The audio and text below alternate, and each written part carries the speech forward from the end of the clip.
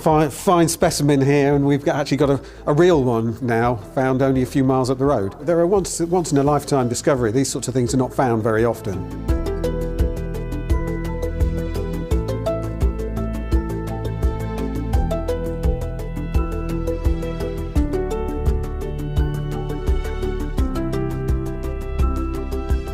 These pieces are amazing and incredible because there's so many almost complete animals represented. This is definitely a nationally significant collection and has international significance at some levels as well.